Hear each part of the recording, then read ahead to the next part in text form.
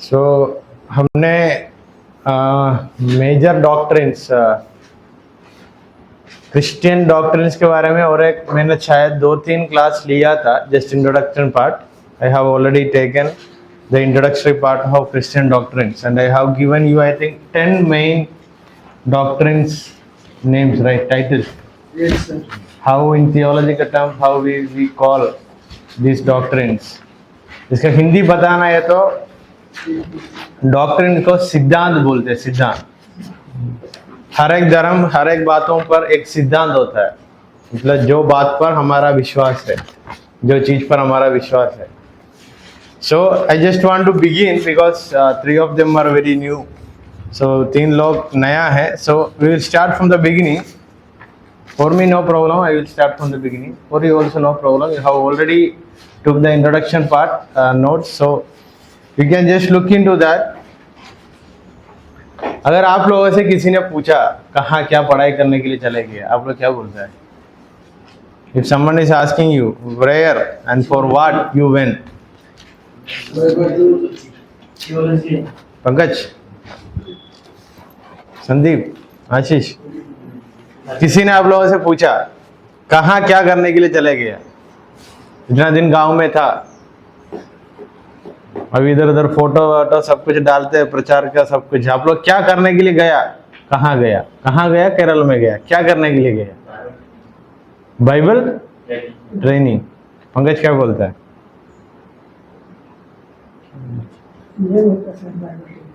वही बोलता है। आशीष, आप लोग सही बोला, बाइबल ट्रेनिंग के लिए गया।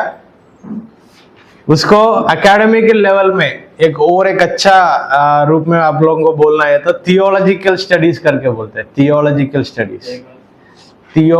स्टडीज वो क्या है बताऊंगा। हर एक धर्म में उनका सिद्धांत के बारे में, उनका विश्वास के बारे में क्लासेस होता है। फॉर एग्जाम्पल हिंदू लोग, वो जो पुजारी बनना है तो पूंछ वाला बाल लेकर धोती पहन के जाकर वो मंत्र तंत्र सब कुछ सीखता है। मुस्लिम लोग भी सीखता है, जूइश लोग भी है, बुद्धिस्ट लोग भी है। सब धर्म कितना धर्म है, all religions they will teach their followers about their theological doctrines. Why? क्यों ये सिखाता है? अपने अपने लोगों को जो बात पर विश्वास किया है, किसी ने सवाल उठाया तो उसको उत्तर। आप लोगों से किसी ने पूछा यीशु मसीह सच है करके, आपको कैसा समझ आ गया? कैसे उत्तर देंगे? If someone is asking you that you are saying Jesus Christ is the truth, He is the way, how you will answer? So without knowing about the Bible, without knowing the doctrines, और ये सिद्धांत आप लोगों को नहीं पता था, आप लोग बोलेगा उत्तर, और वो उत्तर से वो लोगों ने कुछ लॉजिकली सवाल पूछा था और कुछ सवाल पूछा था, हम क्या हो जाएगा? हमको उत्तर नहीं मिलता है। जहाँ हमको उत्तर नहीं मिलता है वो बंदा क्या सोचेगा? इनको ही सीधा सीधा पता नहीं है क्या विश्वास किया, फिर क्या फायदा है करके वो सोचेगा नहीं सोचेगा?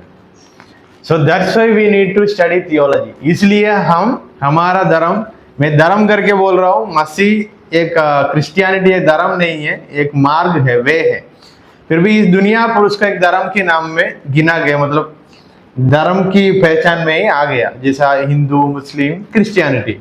इसलिए मैंने धर्म करके शब्द को यूज करता है, ये धर्म नहीं है। एक जो क्रिश्चियनिटी का डॉक्ट्रिन्स होता है, सिद्धांत, अगर मुझको पता नहीं है तो मेरा विश्वास कितना गहरा है मैं समझ सकता हूँ। किसी ने मुझे सवाल पूछा तो उत्तर नहीं दिया, वो क्या सोचेगा?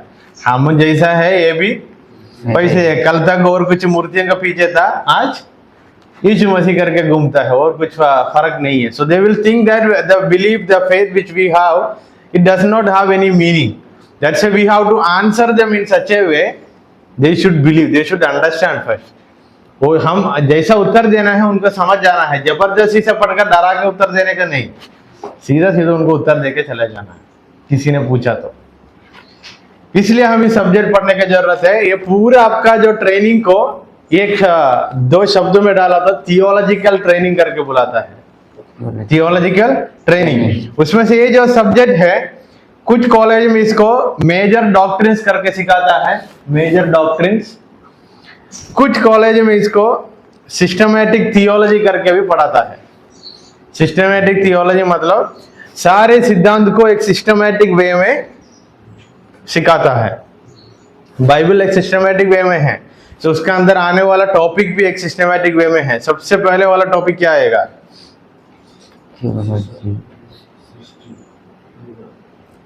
परमेश्वर। सृष्टि आने तक किसका जरूरत है? सो सिस्टमैटिक थियोलॉजी में हर बातों को एक सिस्टमैटिक वे में एक क्रमानुसार आप लोग पढ़ेंगे। सो सब्जेक्ट का नाम 2 होगा। फिर भी सबसे पहले मैंने बोला था आप लोग कौन सा ट्रेनिंग के लिए आया? Theological training. सो थियोलॉजी क्या है करके हम समझने का जरूरत है। थियोलॉजी मैं जो क्लास ले रहा हूँ पीछे प्रोजेक्ट हो रहा है, इसलिए समझने के लिए इजी होगा। ये जो नोट्स है टेलीग्राम ग्रुप नंबर 1 में ऑलरेडी आया है। सो आप लोग इसको ट्रांसलेट करके पढ़ना है तो पढ़ सकता है, इधर क्लास में भी बोल रहा हूँ, तब नोट्स लेना है तो भी ले सकता है। सो व्हाट इज थियोलॉजी? थियोलॉजी करके जो शब्द का मीनिंग क्या है? That is a theologian. The one who study about God, he is a theologian. So what is mean by theology? मैं इधर पढ़ रहा हूँ। The word theology comes from 2 Greek word. Theos means God, logos means rational or thought. So ये जो theology करके शब्द यूनानी भाषा का 2 अलग अलग शब्दों से आया है। Maybe I think I don't no need to explain again it into English because it is already here. So ये जो theology करके शब्द है, ये यूनानी भाषा, जो भाषा में हमारा बाइबल को लिखा गया था, यूनानी भाषा का 2 अलग अलग शब्दों में आया।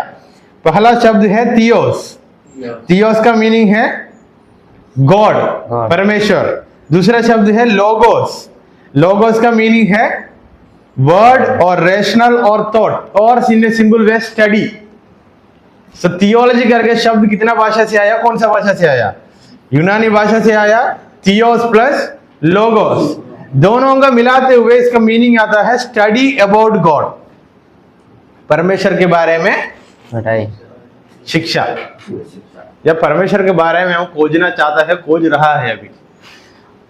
For the finite human being, हम ऐसा एक इंसान है और हम ऐसा एक जीवी है करके समझ लो। इस दुनिया का सारी बातें समझना हमको नहीं होगा। हमको एक शुरू है, एक अंत भी है। हमारा जन्म होता है, मृत्यु भी होता है। परमेश्वर के लिए कोई शुरुआत भी नहीं है, अंत भी नहीं है। ऐसा वाले परमेश्वर को हम समझ रहे हैं तो पूरा समझना होगा, हमसे नहीं होगा। हमसे पूरा का पूरा परमेश्वर के बारे में समझना नहीं, येट फिर भी हम इस थियोलॉजिकल ट्रेनिंग के द्वारा कुछ तो बातें ऐसे समझो। बीटीएच 3 साल के, तो 3 साल आप लोग परमेश्वर के बारे में खोज रहा है। अलग अलग सब्जेक्ट में से, अलग अलग लोगों में से, अलग अलग प्रचार में से ये परमेश्वर के बारे में आप लोग क्या कर रहा है? खोज रहा है। समझ आया अभी इंट्रोडक्शन के बारे में? सो वो बातों को पक्का करने के लिए हम कुछ वचनों को पढ़ेंगे। Deuteronomy chapter 29 verse 29। Sanjay please read. आप लोग भी साथ खोलना, ड्यूटरोनॉमी अध्याय 29 का 29। अभी तक जो बातें मैंने बोला इसके बारे में और बाइबल से हम देखने का जरूरत है, क्योंकि मेरा मुंह से बोलना अलग है, बाइबल के अंदर से बोलना अलग है। इसलिए हम बाइबल से देखेंगे। ड्यूटरोनॉमी चैप्टर 29 वर्स 29 पढ़िए संजय।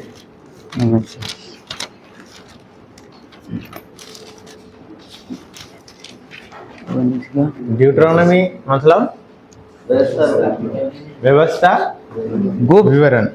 गुप्त बातें हमारे परमेश्वर यहोवा के वश में है, परंतु जो प्रकट की गई है वे सदा के लिए हमारे और हमारे वंश के। बहुत गुप्त बातें हैं वो परमेश्वर के वचन में है। वचन में देखकर मुझे उत्तर देना, सिर्फ मैं ही नहीं पढ़ने के लिए, मैं भी पढ़ रहा हूँ, आप भी पढ़ रहे इधर। वहाँ क्या लिखा? गुप्त बातें किसकी हाथों में है? परमेश्वर। संजय पढ़िए। गुप्त बातें हमारे परमेश्वर यहोवा के वश में है। गुप्त बातें हमारा परमेश्वर यहोवा की, और उन्होंने क्या किया इस बातों को? परंतु जो प्रकट की गई है वे सदा के लिए हमारे और हमारे वंश। जो बातें प्रकट की गई है वो सदा के लिए हमारा वंश की, हमारा हाथों में होगा। ये जो बाइबल में उनके बारे में प्रकट किया है वो हमारे हमेशा के लिए हमारा हाथों में होगा। मतलब बहुत सारे गुप्त बातों में कुछ बातें हमको अभी मिल गया, वो भी समझना हमसे नहीं हो रहा है। समझ लिया? सीधा सीधा बाइबल लेकर प्रचार करना भी आज के बहुत लोगों से नहीं हो रहा। मतलब वो गुप्त बातें, those mystical mysteries which was already given to us through in the form of Bible, we are struggling to understand this, which means और बहुत बातें हैं, है नहीं? बहुत बातें हैं। एक उदाहरण पूछा तो इधर से सीधा ऊपर देखा तो आसमान का कलर क्या है?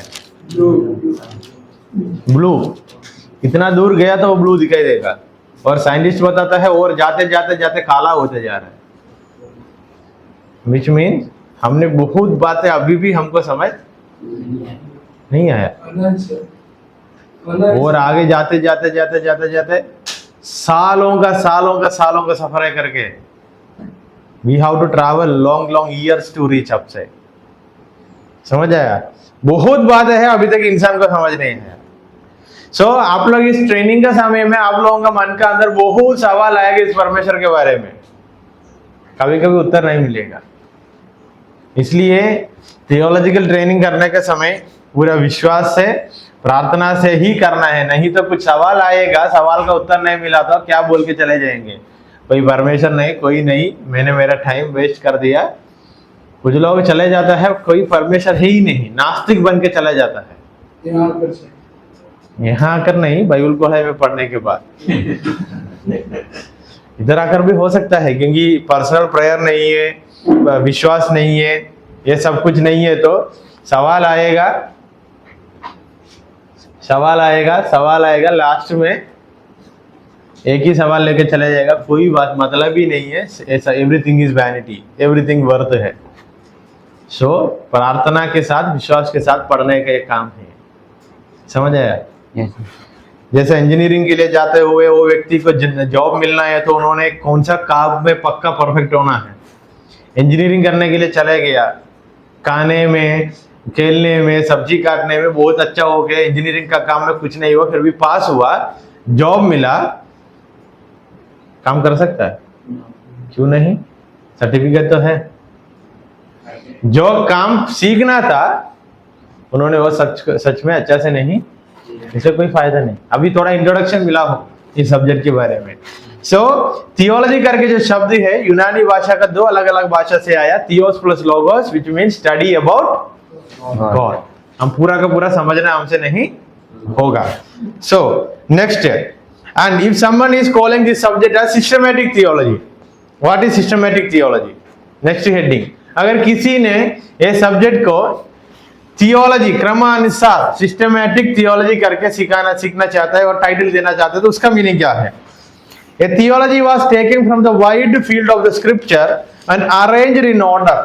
बहुत सिद्धांतों को, बाइबल बहुत बड़ा है ना, इतना बड़ा बाइबल के अंदर से सिद्धांतों को लिया, उसको क्रमानुसार डाला, उसको क्या बुलाता है? Systematic theology. बहुत इजी है समझना। अगर किसी ने पूछा सिस्टमैटिक थियोलॉजी क्या है, हमारा जो बाइबल है वो बहुत बड़ा है, वो बहुत बड़ा बाइबल के अंदर से मुख्य मुख्य विषयों को लेकर क्रमानुसार उसको अरेंज किया, लिस्ट बनाया, उसको क्या बुलाता है? Systematic theology. देन हमने ये सिस्टमैटिक थियोलॉजी में सिर्फ 10 मुख्य टॉपिक को लेंगे, 10 नहीं 15 तक लेंगे, और बैप्टिज्म, स्पीकिंग इन टंग्स, अलग अलग बातें हैं। So we will take only few topics, under the topics we will cover everything. ये 10 या 15 टॉपिक में से हम बाकी सारा छोटी मोटी बातों को भी कवर करेंगे। सो स्टडी अबाउट बाइबल, अगर थियोलॉजी के बारे में पढ़ना है तो हमारा हाथों में एक ही आधार है, there is only one foundation, we have to study this topic. ये जो थियोलॉजिकल ट्रेनिंग करने के लिए हमारा हाथों में एक ही आधार है, वो क्या है? बाइबल। इसकी छोड़कर और कुछ मुख्य आधार आपको नहीं है।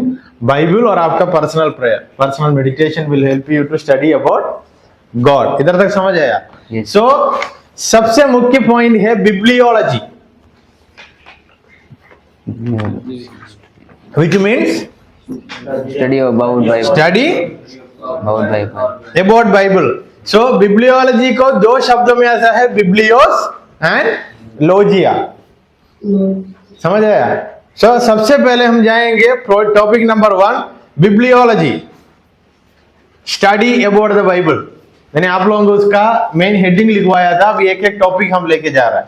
So you can also take note, वहां नहीं लिखवाया, सिर्फ हेडिंग लिखवाया था। सो इसमें से टॉपिक नंबर 1 बिब्लियोलॉजी। नोट्स लेने वालों को लेने के लिए मैं धीरे धीरे रुक रुक के बोल रहा, बिब्लियोलॉजी। इंट्रोडक्शन। सबसे पहले हम इस बिब्लियोलॉजी करके जो शब्द है, शब्द के मीनिंग ढूंढ के सीखेंगे। याद रखना, आप लोग थियोलॉजी की ट्रेनिंग का समय में प्रचार होगा, कुछ भी होगा, जो वचन आप लेके खड़ा है वो वचन के शब्द के बारे में ढूंढ के पढ़ना। आप लोग इंग्लिश सीखने की जरूरत क्या है, मैं सीधा बताता हूँ। कभी कभी हमारे हिंदी बाइबल में शब्द भाषाओं को कमजोरियां है, इसलिए पूरा का पूरा मतलब ही बाइबल में नहीं आया होगा। बाइबल गलत करके मैं नहीं बोल रहा हूँ, पूरा का पूरा भाषा का कमजोरी है। इसलिए आप इंग्लिश पढ़ने का समय आपको भाषा भी समझ आएगा, वो वचन में क्या लिखा था, लेखक कैसे लिखा था करके भी समझ आएगा। इसलिए आप लोग इंग्लिश सीख रहे हैं, समझ आया। सो टर्मिनोलॉजी मीन्स हम शब्द के बारे में पढ़ने के लिए जा रहे हैं। शब्द क्या है इधर, बिब्लियोलॉजी। टर्मिनोलॉजी मतलब टर्म प्लस लोजिया। टर्म मीन्स वो शब्द, लोजिया मीन्स स्टडी। अभी हम इधर वो शब्द के बारे में स्टडी करने के लिए जा रहे हैं। शब्द क्या है अभी हमारे लिए, बिब्लियोलॉजी। मैं पूछने का समय आप लोग उत्तर दिया था, ऐसा समझ आएगा, आप लोग भी फॉलो कर रहे हैं। शब्द क्या है, टर्म क्या है हमारा, bibliology. Bibliology, the term bibliology is made up of 2 Greek words. Biblion means roll और book, logos means word. Bibliology शब्द भी यूनानी भाषा का 2 अलग अलग शब्दों से आया, बिब्लियन एंड लोगोस। बिब्लियन का मीनिंग क्या है, रोल और बुक। उसके बाद लोगोस करके शब्द है, उसका मीनिंग क्या है, वर्ड। बिब्लियन वहां दिखाई नहीं दे रहा आपको,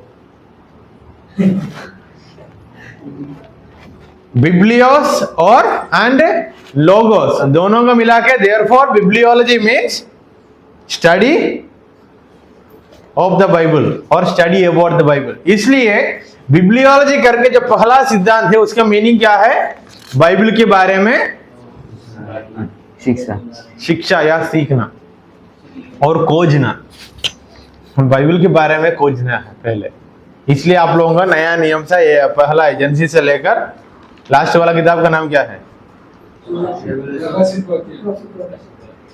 हाँ पुराना नियम, सॉरी पुराना नियम, उत्पत्ति से लेकर नया नियम का रेवलेशन तक हम पढ़ता है। क्योंकि सबसे पहले हम हमारा बाइबल के बारे में पढ़ता है। क्या ये पढ़ाई करने से पूरा बाइबल आपको समझ आया, नहीं। कुछ लोग 5 साल 10 साल 15 साल तक पढ़ते हैं फिर भी समझ नहीं। सो ये जो शब्द का मीनिंग क्या है समझ आया, बिब्लियोलॉजी करके शब्द का मीनिंग क्या है समझ आया, स्टडी अबाउट बाइबल। क्या कौन सा भाषा से आया है शब्द, ग्रीक भाषा से। कैसा 2 शब्दों में आया, पहला शब्द क्या है, रोल, दूसरा बुक। दोनों को मिला के स्टडी ऑफ द बाइबल और स्टडी अबाउट द बाइबल और सर्चिंग अबाउट द बाइबल।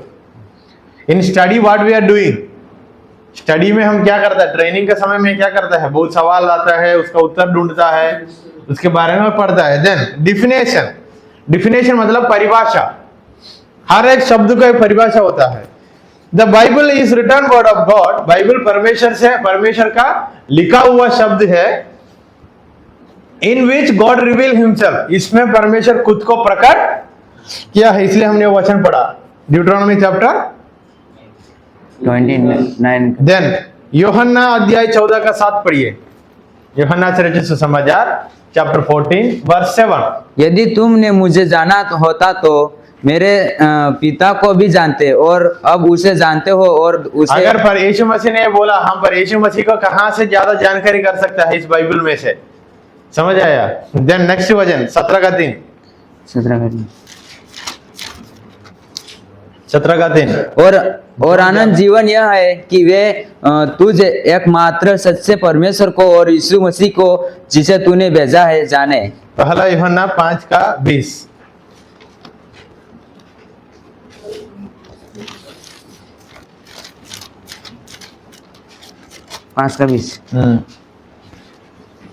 हम यह भी जानते हैं कि परमेश्वर का पुत्र आ गया है और उसने हमें समझ दी है कि हम उस सच्चे को पहचाने और हम उसमें जो डिफिनेशन के बारे में पढ़ने के समय याद रखना ये शब्द का परिभाषा क्या है, ये शब्द क्या है करके हम पढ़ रहे हैं. So the definition of bibliology is the Bible is the written word of God in which God revealed himself. परमेश्वर का लिखा हुआ शब्द है बाइबल, इसमें परमेश्वर खुद को प्रकट किया है. वो क्या क्या प्रकट किया, उनकी पर्सनालिटी के बारे में, व्यक्तिगत रूप से उनका काम क्या है, उनका योजना क्या है, उनका नियम क्या है, हमको क्या क्या करने के लिए बोला, ये सब बातें प्रकट किया है बाइबल में. ये है बिब्लियोलॉजी या बाइबल का परिभाषा. समझ आया? सो डिफिनेशन हो गया. Then the definition has 3 parts of the Bible. ये जो परिभाषा को 3 अलग अलग भागों में बांटकर हम पढ़ने जा रहे हैं. ये जो परिभाषा डिफिनेशन को we are going to divide the definition into 3 part. The origin it is of divine origin, it comes from God and it is the written word of God. ये जो बाइबल है इसका एक दैविक शुरुआत है. इसका दैविक शुरुआत है, मतलब बाइबल का सब बातों की शुरुआत परमेश्वर के बारे में है. इसलिए एक इसका शुरुआत कहाँ कैसे है? दैविक. दैविक मतलब डिवाइन मतलब इसका शुरुआत ऐसा बाकी किताबों की शुरुआत हुआ ऐसा नहीं है. इसका शुरुआत दैविक है. दैविक मतलब और कुछ शब्दों में डाला तो हिंदी में कैसे आएगा? डिवाइन वर्ड का हिंदी नहीं.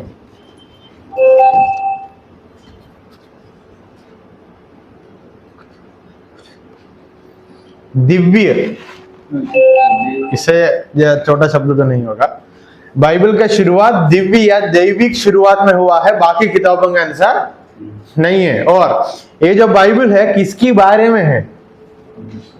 जिंदा परमेश्वर के बारे में है जो इस जगत को बनाया, बाकी किताब के जैसे नहीं है. So it has a divine origin.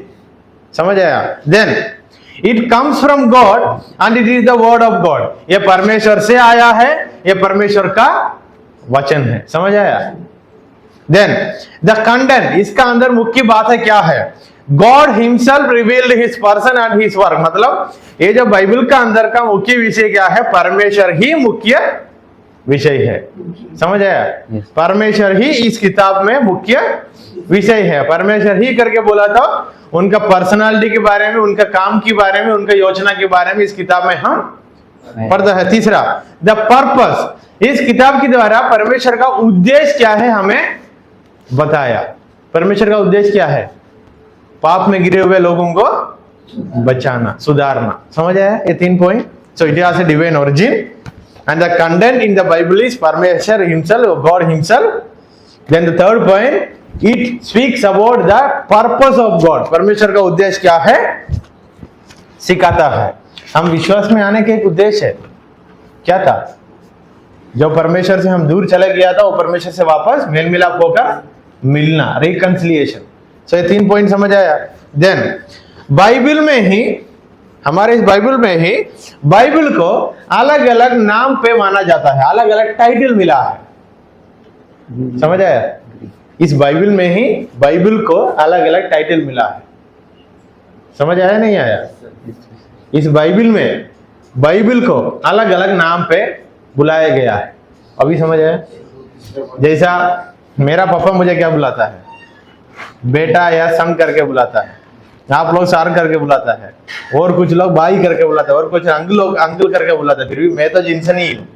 जैसे ही बाइबल तो बाइबल ही है, परमेश्वर के वचन है. अलग अलग संदर्भों में इसको अलग अलग नाम पे बुलाया गया और अलग अलग नाम दिया गया. अभी समझ आया ना? उसमें से लूका अध्याय 4 का 17 में ये सब नाम ग्रीक में लिखा है, वो समझने का जरूरत है. बिब्लियन करके लूका अध्याय 4 का 17 में लिखा है. बिब्लियन करके जो शब्द है बाइबल का, लूका अध्याय 4 का 17 पढ़िए. आप लोगों का हिंदी बाइबल में तो उतना नहीं होगा, फिर भी पढ़ेंगे. यशायाह भविष्यवक्ता की पुस्तक उसे दी गई और उसने पुस्तक खोलकर वह जगह निकाली जहां यह लिखा था. वहां पुस्तक करके लिखा है ना, Yes. उसका यूनानी भाषा में बिब्लियोन करके लिखा है। हमारा इंग्लिश बाइबल में क्या लिखा संगे?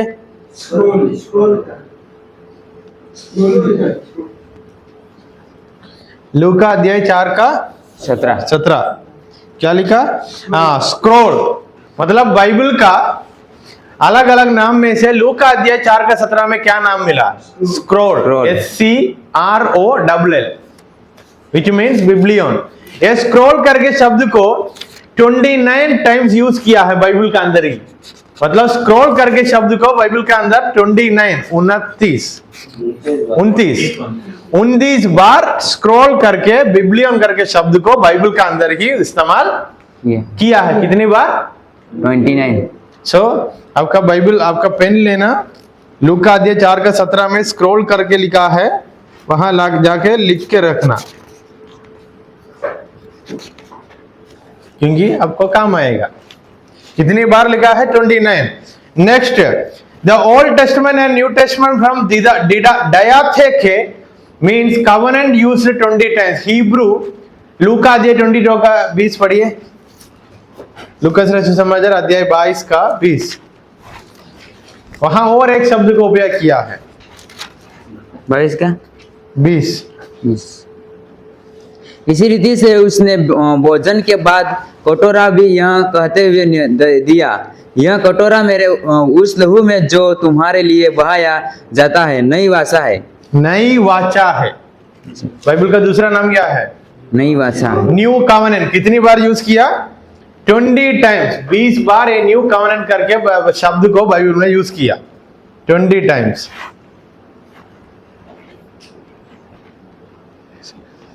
Then scripture graphe means writing. दूसरा तिमोथी 3 का 16। दूसरे तिमोथी 3 का 16।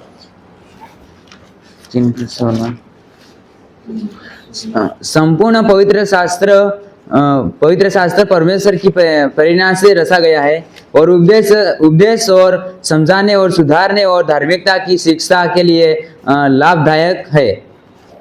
मत्ती अध्याय 21 का 42। मत्ती अध्याय, मत्ती सुसमाचार 21 का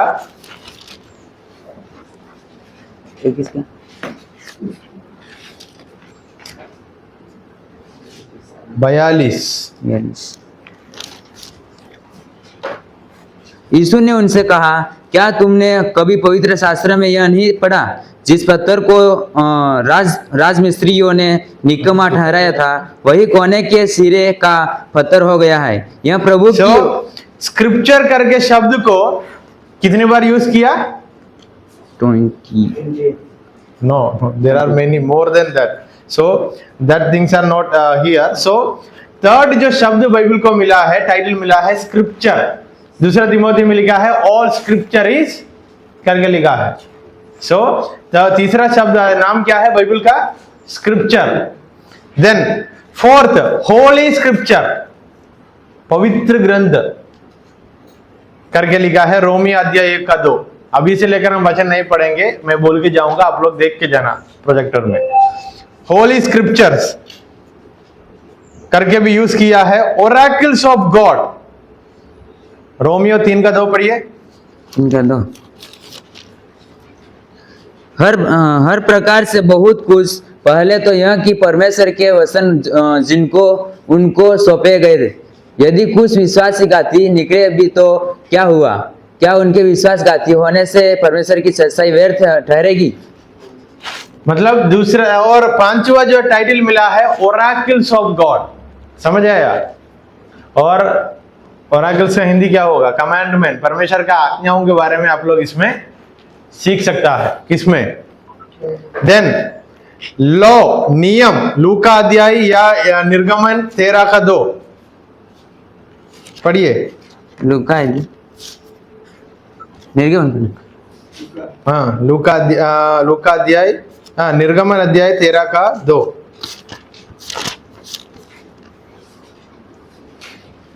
क्या मनुष्य के क्या पशु के इस्राएलियों में जितने अपनी माँ के जेठे हो उन्हें मेरे लिए पवित्र मानना वह मेरा है। निर्गमन 13 का 2 पढ़ा, वहां लो करके नहीं लिखा। नहीं नहीं रुका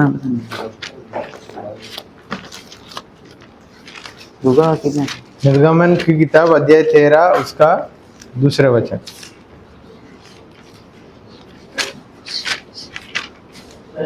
हो गया ना लो मीनिंग ओके, इंग्लिश में तो उसका मीनिंग है। सो उसका 12 भी पढ़िए। 12 तब तुम में से जितने अपनी माँ ठीक है। So there is one more name, the title that is for Bible, that is law. और कुछ अच्छे से बताया ना तो डिवाइन लॉ, दैविक नियम है, दैविक नियम इसमें बाइबल को दूसरा नाम। देन मैंने बोला ओराकल्स ऑफ गॉड करके, इसमें परमेश्वर की वाणी करके भी शब्द आता है, परमेश्वर की वचन, परमेश्वर की भविष्यवाणी, प्रोफेसी, ये सब कुछ उनको आज्ञाओं के रूप में मिला। समझ आया ना? ये सब बाइबल का अलग अलग नाम है, अलग अलग जगह पर अलग अलग वचनों में बाइबल की ही अलग अलग नाम पे ही लिखा गया था।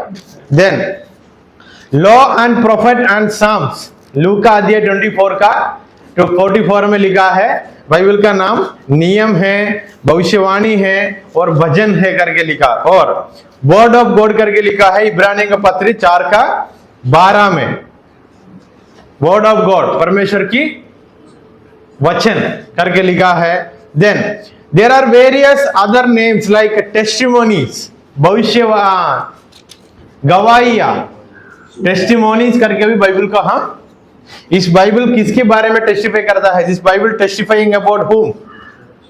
About God and about me, मेरी बारे में और परमेश्वर के बारे में इस बाइबल गवाही दे रहा है। देन वर्ड, शब्द, परमेश्वर ने सबको सृष्टि कैसे किया? देन कमांडमेंट, आज्ञा। देन परसिप्स एंड जजमेंट, न्यायी का बात है, न्यायी की वचन।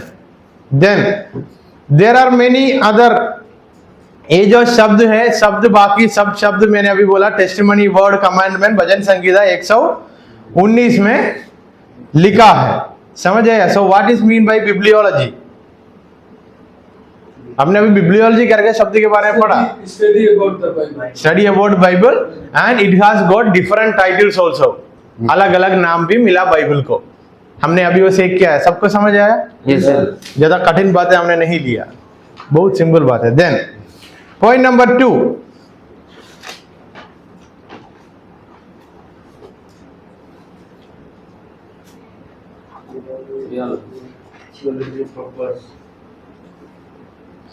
The Bible is God's word. Bible क्या है? गॉड्स वर्ड, परमेश्वर का वचन है। Anyone who read the Bible will soon discover the unusual nature of this wonderful book। कोई एक व्यक्ति ये जो बाइबल पढ़ेगा, बाइबल पढ़ के दोहरा थोड़ा जाने के समय उनको समझ आएगा, बाकी किताब की समझ नहीं है। ये जो किताब, बाकी किताब सिर्फ पढ़ के गया तो समझ आता है, या थोड़ा सोचा तो समझ आता है, ये किताब ऐसे समझ नहीं, सीधा बताया तो यही है।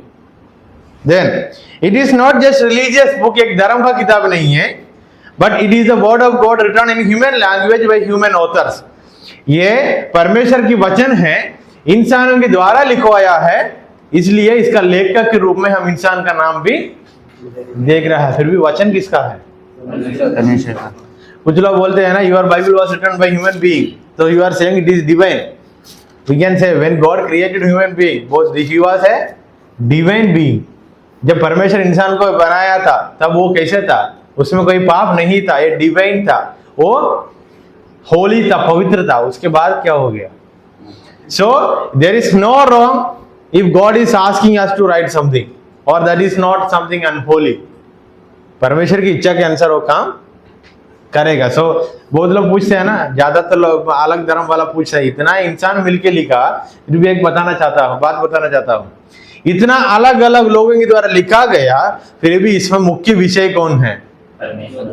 सो लिखने वाला लोग अलग है, तो अभी लिखवाने वाला आत्मा एक ही है। इसलिए दूसरे तिमोथी 3:16 में क्या लिखा? पढ़िए,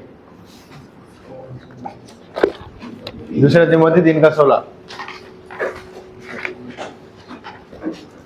दूसरा तिमोथी 3:16 संपूर्ण पवित्र शास्त्र परमेश्वर की प्रेरणा से रचा गया है और उद्देश्य और परमेश्वर की प्रेरणा से रचा गया है। लिखने वाला लोग बहुत सारा है, फिर भी प्रेरणा किसका है?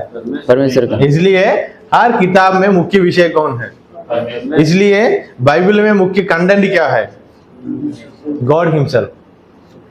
कंटेंट मतलब मुख्य विषय, CONTENT। So two lines of evidences are commonly used to prove Bible is the God's word। फिर भी बाइबल को परमेश्वर का वचन है करके सबूत दिखाने के लिए दो बातें हम देख सकता है। There are some internal evidences, internal मतलब इसका अंदर ही बहुत सबूतें हमको मिलता है। देन एक्सटर्नल एविडेंसेस, बाहर, बाइबल की बाहर की बातें भी हमको ये सबूत दिखाता है ये परमेश्वर की वचन है। इंटरनल एविडेंस मतलब परमेश्वर की कामों के बारे में बाइबल के अंदर बहुत बातें लिखा गया है। एक्सटर्नल मीन्स एक बार बाहर देखा तो हमको एक्सटर्नल एविडेंसेस मिलता है। क्या मिल गया बाहर देखा तो? इस सृष्टि के बारे में इंटरनल एविडेंसेस में हमको ऑलरेडी मिल गया। सृष्टि को कौन बनाया? समझ आया ना? So in order to prove Bible is the word of God we have two evidences. Internal evidences Bible का अंदर से है, बाहर का भी है। समझ आया? So we are going to see some of the internal evidences. कुछ वचन दिया गया है इधर। There are many verses which is given here. ये जो वचन पढ़ के देखा तो आप लोगों को समझ आएगा बाइबल का अंदर ही सबूत है, बाइबल परमेश्वर का वचन है करके। कुछ वचन हम पढ़ेंगे। कौन सा वचन पढ़ेंगे हम? लूका 16 का 17 पढ़िए। और साथ ही साथ किसी ने खोलना यूहन्ना 2 का 22।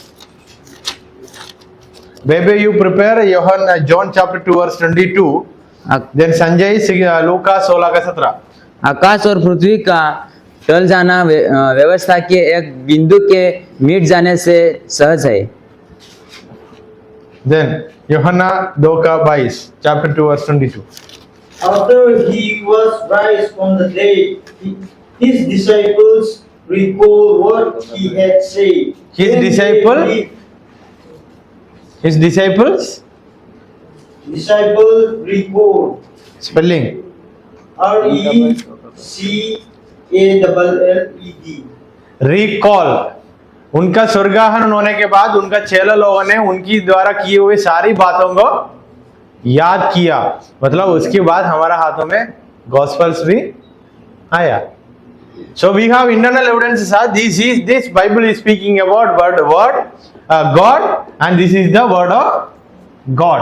क्योंकि हम ड्यूटरोनॉमी में पढ़े थे परमेश्वर उनके बारे में खुद प्रकाशन नहीं किया तो उनके बारे में समझना किसी से भी नहीं होगा। मतलब समझ जाए इंटरनल एविडेंस का मतलब क्या है? बाइबल का अंदर ही हमको सबूत है। Then profound teaching of the Bible। The profound teaching of the Bible on various subject prove that it is the revelation of God। External evidences या इंटरनल एविडेंस में दूसरा बात ये है हम बाइबल के बारे में और कुछ मुख्य बातें सीख के देखा तो और बाइबल के अंदर से कुछ विषयों के बारे में सीख के देखा तो भी हमको समझ आएगा इस बाइबल परमेश्वर का प्रेरणा के द्वारा लिखा गया। उसमें से पहला बात है द डॉक्ट्रिन ऑफ गॉड, मसीह के बारे में सिद्धांत। समझ आया?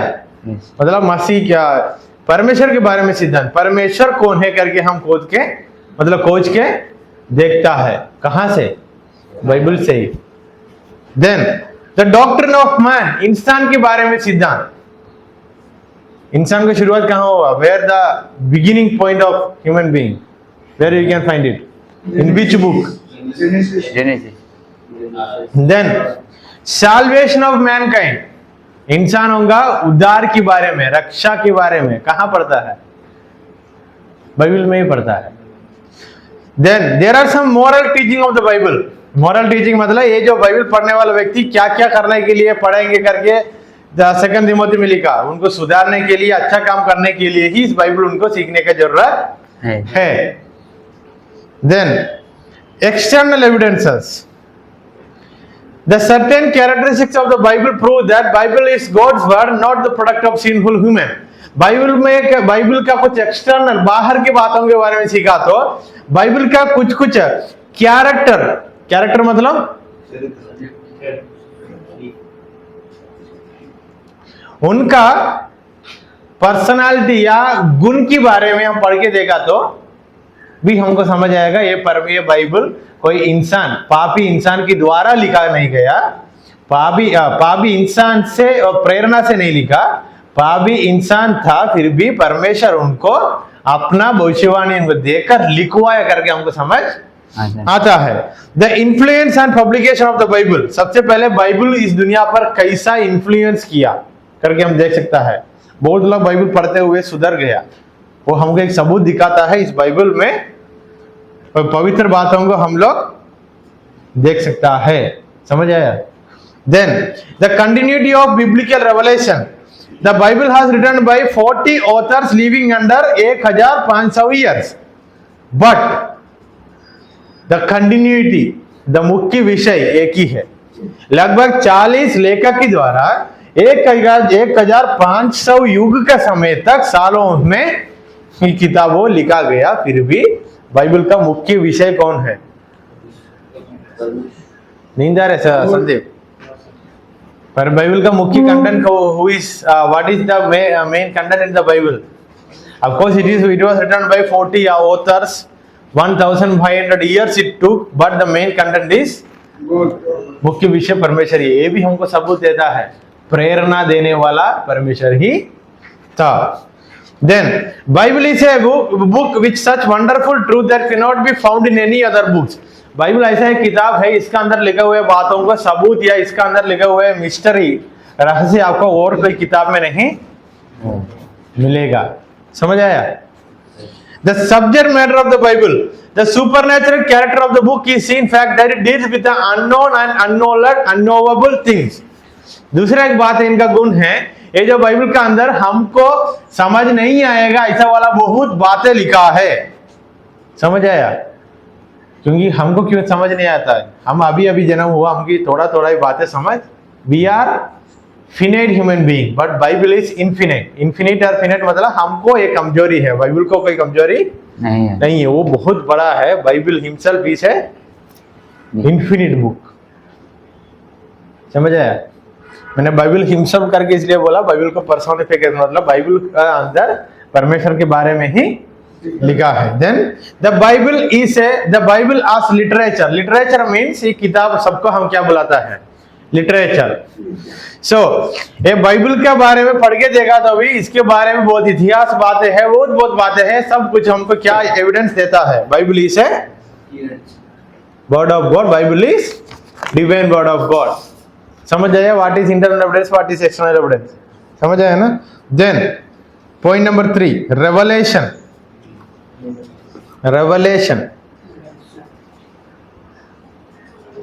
रेवलेशन का हिंदी प्रकाशन। Definition: revelation is that God whereby He revealed Himself or communicate truth to man. प्रकाशित वाक्य या प्रकाशन या रेवलेशन का मतलब यह है परमेश्वर खुद उनके बारे में इंसान को प्रकाश करना। इसको क्या बुलाता है? प्रकाशन या प्रकाशित या revelation. He makes manifest to his creature that God cannot be known in any other way. परमेश्वर उनके बारे में वही हमको प्रकाशन नहीं किया था, हमको परमेश्वर के बारे में समझना नहीं होगा। So in order to understand God, you need your personal relationship with God. Otherwise, you will get many questions in your mind and you will end up in atheism or atheism. नास्तिक बन जाएगा। समझ आया? In other words, it is the act of God by which He communicated to men truth where we previously unknown. ये दूसरे शब्दों में और एक बार समझने के लिए कोशिश किया तो इसका मतलब है ये परमेश्वर की काम है, वो काम ऐसा वाला काम है, उन्होंने खुद इंसान से संपर्क किया। इसको क्या बुलाता है? रेवलेशन। परमेश्वर आपकी कामों के बारे में और परमेश्वर इंसानों को अपने बारे में संपर्क किया, कम्युनिकेट किया, वो काम को हम क्या बुलाता है? Revelation. Then the Greek word apocalypse means uncovering or unveiling. It is used in the case of God revealing His mind to the believer. फिलिपिया अध्याय 3 का 15 पढ़िए। ये जो अपोकैलिप्स करके शब्द है, इसका मतलब है अनकवरिंग, कुछ रहस्य बातें, गुप्त बातें। रेवलेशन मतलब क्या है? वो गुप्त बात को परमेश्वर हमको समझाया, दिखाया। फिलिपियों का पत्र अध्याय 3 का 15। हाँ, हम में से जितने शुद्ध है यही प्रसार रखे, विचार रखे। और यदि किसी बात में तुम्हारा और ही विचार हो तो परमेश्वर उसे भी तुम पर प्रकट कर देगा। फिलिपियों अध्याय 3 का 15 अब इंग्लिश में पढ़ के देखेंगे। Let those of us who are mature think this way, and if in anything you think otherwise, God will reveal that also to you. परमेश्वर, आप सोच कर बैठा था, आपको प्रकाशन करके देने वाला कौन है? जो रेवलेशन करके जो शब्द है उसके इधर कैसे उपयोग किया? Apocalypse, something that is uncovering, unveiling. अगर परमेश्वर का इच्छा है तो वो कवर खोल के हमको दिखाएगा, नहीं तो वो हमारे लिए बंदी होगा, मिस्ट्री, रहस्य होगा। फिर भी सच तो है वो, मुझको समझ नहीं है इसका मतलब वो सच नहीं करके मैं नहीं बोल सकता। समझ है ना? किसी ने पूछा आप दुबई देखा? किसी ने बोला मैं जो नहीं देखता हूं मैं नहीं विश्वास नहीं करता हूं। उन्होंने उनसे पूछा क्या तुमने दुबई देखा? उन्होंने बोला मैंने नहीं देखा। फिर भी दुबई तो है, देखा। हमको पता नहीं, हमने देखा, इसका मतलब ऐसा नहीं है वो नहीं है करके। सभी समझ आया ना? Easy way. Then the process of revelation, हमको इस प्रकाशन होने तक प्रोसेस होता है। कौन पढ़ेगा? संगे पढ़िए।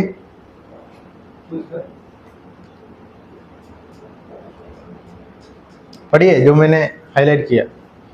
Everything in the Bible was not necessarily revelation for the given return.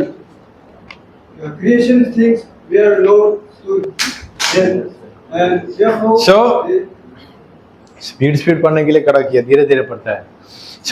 बैठो। बाइबल के अंदर लिखे हुए सारे बातों को परमेश्वर लोगों को प्रकाशन करने की जरूरत नहीं था। क्यों? उनको पता था ये बात है, उनको पता था।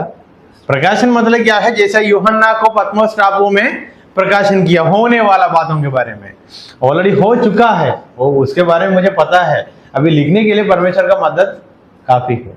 अभी समझ आया? So everything that is there in the Bible, it is not necessary that is kind of revelation, because the author already knows about that. Then God gave him a mind to write and he inspired him, then he wrote it. You got my point? Then for example, the events in the book of Exodus in the wilderness, मूसा को already पता है, इसलिए मूसा को उसके बारे में परमेश्वर फिर रिवील करने की जरूरत नहीं है। रिवलेशन क्या दिया? आज्ञाओं को रिवील किया। बाकी सारा बातों को मूसा को लिखने था, मूसा ही खुद चलाया था।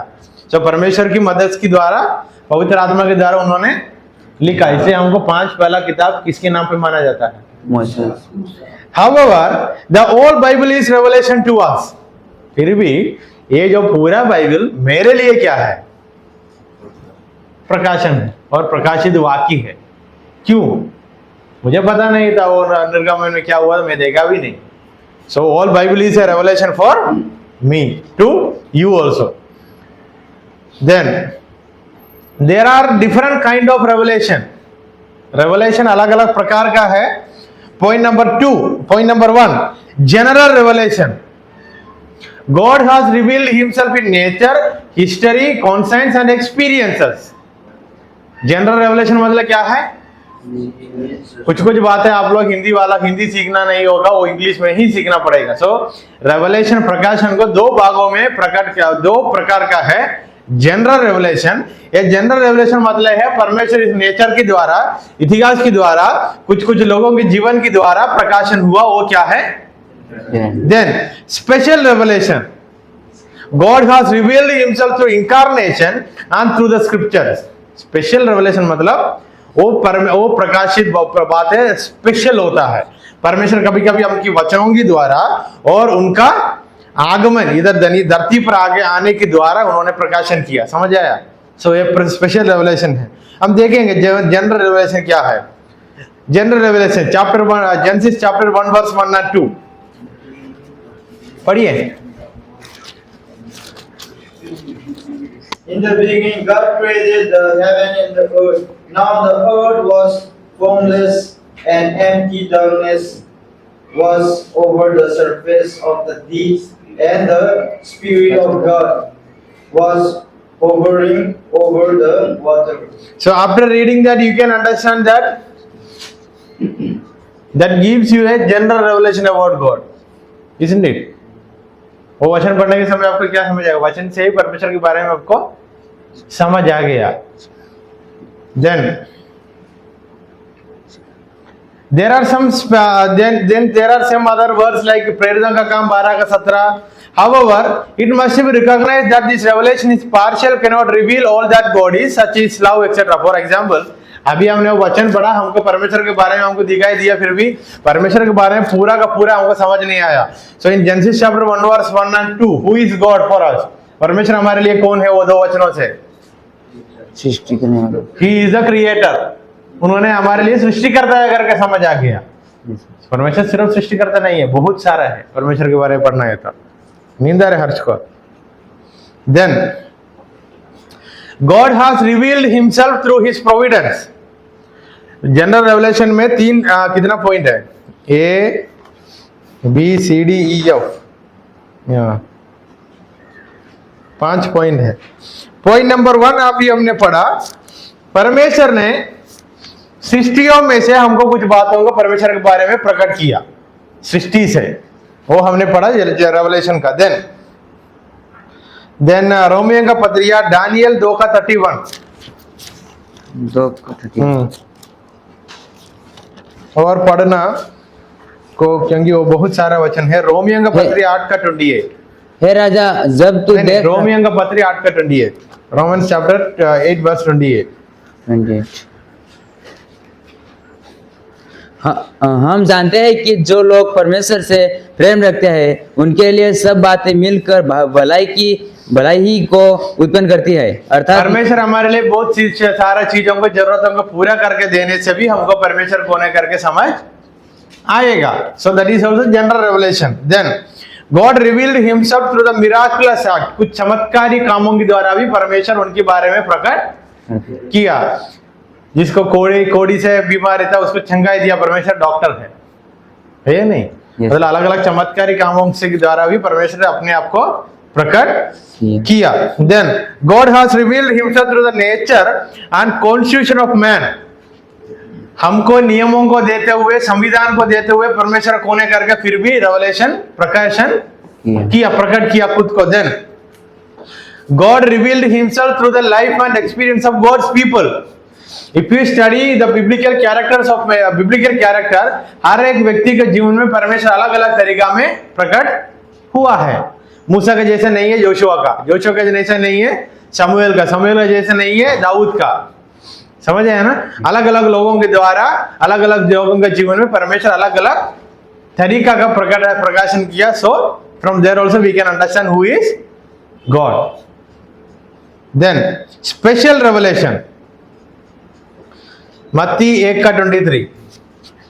This is a special revelation. ज्यादा किसी का नहीं मिलता है, ये स्पेशल है.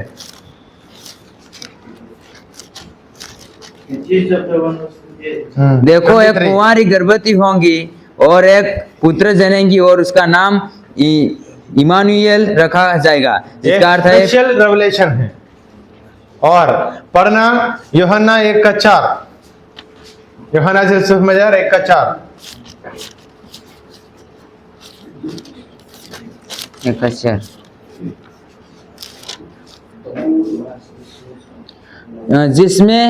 जिसमें जीवन था और वह जीवन मनुष्य की ज्योति था.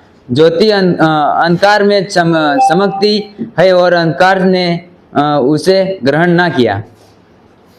सो this is what we can see special revelation. और अच्छा रूप से बताया तो ये एक एक इंसान को, एक एक कम्युनिटी के एक एक झुंड को स्पेशल रूप से मिलता है. जैसा मेरा जीवन में मैंने परमेश्वर के बारे में समझ के खड़ा हूं, आपके जीवन में ऐसा नहीं होगा. समझ आया? मेरे जीवन में मुझको डांट कर समझाने वाला परमेश्वर होगा, आपका जीवन में प्यार करते हुए समझाने वाला परमेश्वर होगा. So we all have special revelation. समझ आया? For example, Apostle Paul, when he converted to Christianity, he tried to explain about the revelation that he experienced in chapter 9, Acts chapter 9. Many people did not understand. प्रेरितों का अध्याय 9 में उनका परमेश्वर यीशु मसीह कैसे दिखाई दिया, उन्होंने बहुत लोगों को बहुत राजन के सामने जाकर खड़ा होकर बताया, वो लोग विश्वास किया. So special revelation is very difficult to believe. जैसा मेरा जीवन में हुआ, मैं बताया तो भी कभी कभी आपको विश्वास नहीं होगा. So that is, we can say in a simple sense, special revelation. समझ आया? दानियल को शेर की मुंह से बचाया. अभी भी हमको कभी कभी डाउट आता है क्या नहीं? कभी कभी छोटा सा चिड़िया भी हमको काटता है, फिर ये शेर की मुंह से कैसे बचाया? और आग में शत्रु मेषक अबेदनगो को डाला था, 14 व्यक्ति दिखाई दिया. हम आपके पास में जाने के लिए डरता है. सो हम इंसान हैं, we are human being, we have that our memory power of the way of thinking is very very very limited. Then there are some other verses that is given. So जब यीशु मसीह परमेश्वर इंसान का रूप में प्रकट किया, बाइबल से sir कोलोसी अध्याय 2 का 9 में, in him is the fullness of God. उनमें परमेश्वर पूरी रूप से हम देख सकता है करके कोलोसी अध्याय 2 का 19 में लिखा है. So ये सब कुछ स्पेशल रेवलेशन है. Then God has revealed himself through the Bible. परमेश्वर अपने आप को बाइबल के द्वारा प्रकट किया, ये भी स्पेशल रेवलेशन है. समझ आया? परमेश्वर यीशु मसीह परमेश्वर ने अपने आप को रिवील किया बाइबल में से, ये भी स्पेशल रेवलेशन है. Then the purpose of special revelation, that God's specific desire will and might be understood by man. ये स्पेशल रेवलेशन का उद्देश्य ये है, वो जो व्यक्ति को, वो जो झुंड को परमेश्वर का उद्देश्य समझाने के लिए. समझिए, 1 यूहन्ना 5:20. स्पेशल रेवलेशन का उद्देश्य क्या है? वो इंसान को, वो झुंड को परमेश्वर का उद्देश्य को भी समझ आने के लिए. एक वचन पढ़ेंगे 5:20. हम यह भी जानते हैं कि परमेश्वर का पुत्र आ गया है और उसने हमें समझ दी है कि हम उस सत्य को पहचाने और हम उसमें जो सत्य है अर्थात उसके पुत्र यीशु मसीह में रहते हैं. सच्चाई, परमेश्वर और आनंद जीवन यही है. और एक बार पढ़ो. हम यह भी जानते हैं कि परमेश्वर का पुत्र आ गया है और उसने हमें समझ दी है कि हम उस सत्य को पहचाने. ये जो बाइबल में लिखा है, ये जो बातें क्यों लिखा है? ये सच्चे बातों को हम पहचानने के लिए, in order we should know him. ये सच्चा परमेश्वर को हम जानने के लिए सब बातें हमारे लिए लिखित रूप से हमारे हाथों में मिला. So special revelation has a special purpose also, so that we should know about him. समझ आया? Then we should trust in him. हमारा भरोसा उस पर रखने के लिए स्पेशल रेवलेशन दिया गया. 1 यूहन्ना अध्याय 5:13 में लिखा. Then we should glorify him. हम उसको महिमा देने के लिए ही स्पेशल रेवलेशन मिला. तो 2 कोरिन्थियों 1:20, 2 Corinthian 1:20 says that this special revelation is given to us so that we should glorify him. So it is clear. Yes. So there are some character. ये जो बाइबल, ये जो स्पेशल रेवलेशन का कुछ character, कुछ गुण है, वो क्या है? It has a theme that is redemption, उद्धार. समझ आया? रीड 2 तिमोथी 3:15.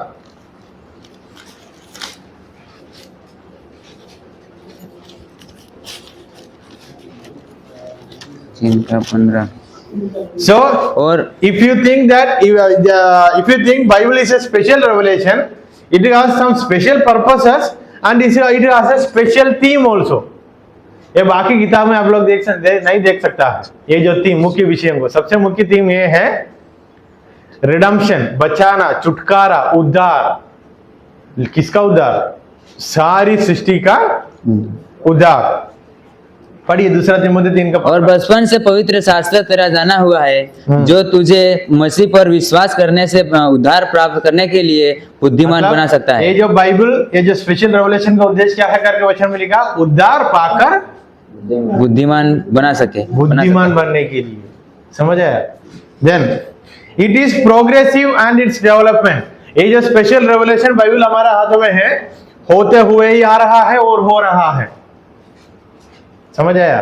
भविष्यवाणियों के बारे में जब पढ़ाने के समय में बोला था, ऑलरेडी हो चुका है, अभी हो रहा है और होगा।